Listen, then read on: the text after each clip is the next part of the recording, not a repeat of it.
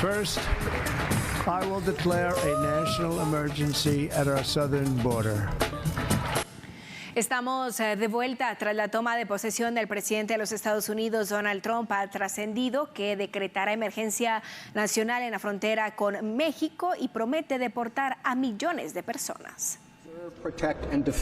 Donald Trump dijo el lunes que decretará la emergencia nacional en la frontera con México y prometió deportar a millones y millones de migrantes en situación irregular. El anuncio fue hecho durante su primer discurso tras asumir la presidencia de Estados Unidos.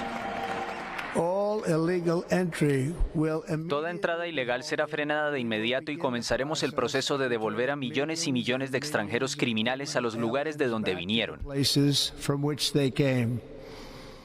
El mandatario enfatizó que restablecerá el programa conocido como Quédate en México de su primera administración, que obliga a los solicitantes de asilo a permanecer en el país vecino hasta tener una cita con una corte de migración en Estados Unidos. El demócrata Joe Biden había suspendido la aplicación de esa política que requiere la colaboración de México luego de su llegada al poder en 2021. Trump también indicó que enviará tropas a la frontera sur para, según dijo, repeler la desastrosa invasión de su país. Prevé además ampliar el muro que se extiende por buena parte de los 3.145 kilómetros de frontera terrestre entre México y Estados Unidos. El mandatario, quien centró su campaña en un discurso anti-inmigración, también planea poner fin al derecho de suelo, que garantiza la ciudadanía de forma automática a toda persona que nazca en el país.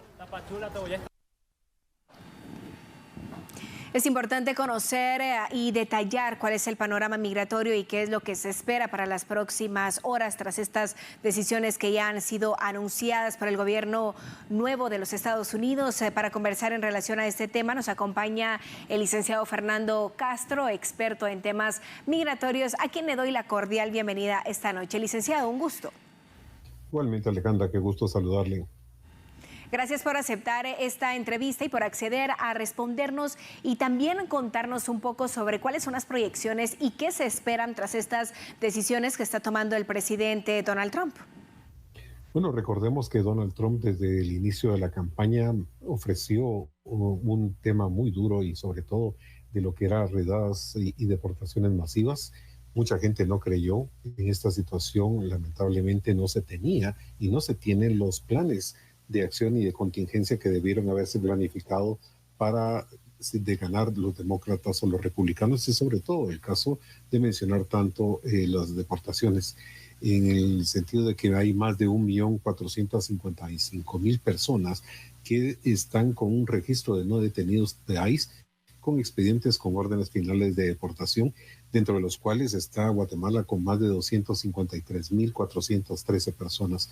Es un dato sumamente preocupante que las autoridades de gobierno deberán de tomar en consideración, y así como también advertir en campañas informativas en medios de comunicación la seriedad de la situación que se va a dar, porque se anunció que en Chicago podría ser el inicio de las redadas, así como Nueva York y Miami.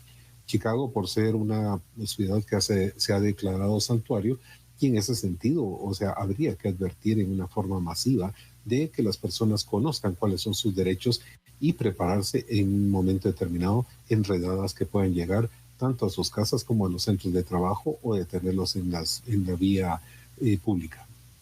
Licenciado Castro, ¿qué implicaciones y cómo afectará a la población guatemalteca el hecho de que se anule la ciudadanía por nacimiento? Bueno, en este caso recordemos que eso necesita una modificación a la Constitución Política en lo que es la 14ª enmienda que se hizo en 1787 más o menos, en donde fue después de la Guerra Civil norteamericana. Pero en este sentido no dudo que va a hacerse un planteamiento también legal para poder detener esta situación.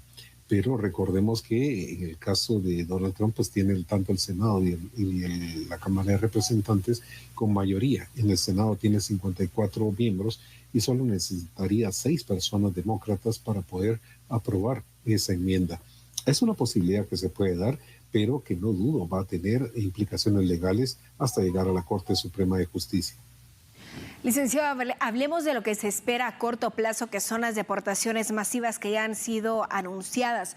En el caso de Guatemala se espera el retorno de más de 200,000 guatemaltecos, quienes podrían estar a la espera de este proceso y de retornar a nuestro país. En ese sentido, las autoridades guatemaltecas, de hecho, este día mencionaban que tienen un programa el cual estarían aplicando. ¿Está Guatemala preparado para recibir y para poder atender de manera masiva y de manera numerosa estos retornos? Sinceramente no lo considero así.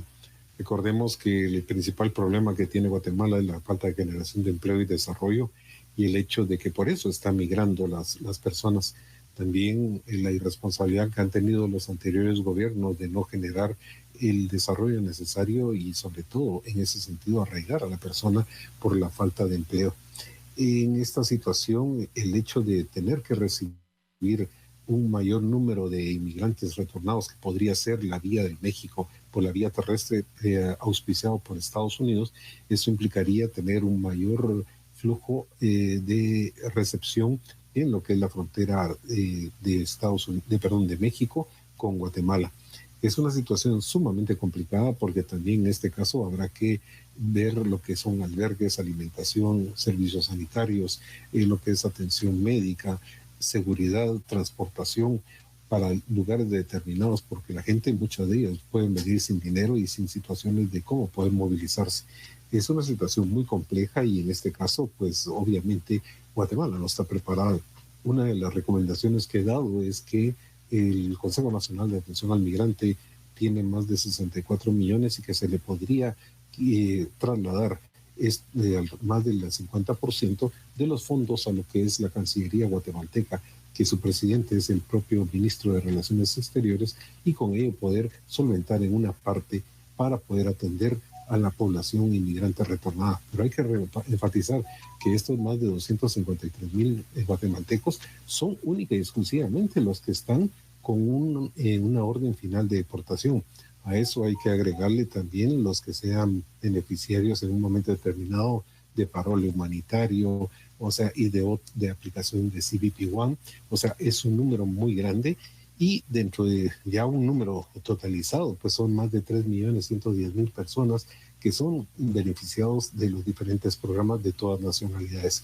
Pero es un tema que realmente debe ser preocupante, y sobre todo la Autoridad Migratoria Nacional deberá tener los planes necesarios o convocar a los diferentes sectores del país para poder aportar propuestas de solución y trabajar en conjunto. Esto ya no es un problema de un gobierno, sino que es un problema de país, y de tratarlo de una forma integral con los gobiernos de Latinoamérica. Definitivamente, el licenciado Castro va más allá de garantizar una recepción digna y humanitaria. Es también el poder garantizar las opciones de empleo, la supervivencia y, en fin, el poder atender los factores que inciden en la migración irregular. Por ser Guatemala también un país de tránsito, no solo un país que genera la migración, sino también de paso, pues deben haber acciones que se deben de abordar de manera bilateral y de manera multilateral con los países involucrados en la ruta migratoria. Gracias por haber estado con nosotros y por acompañarnos esta noche. Ha sido un gusto. Igualmente, muchas gracias. Marcamos un corte comercial, volvemos en unos minutos.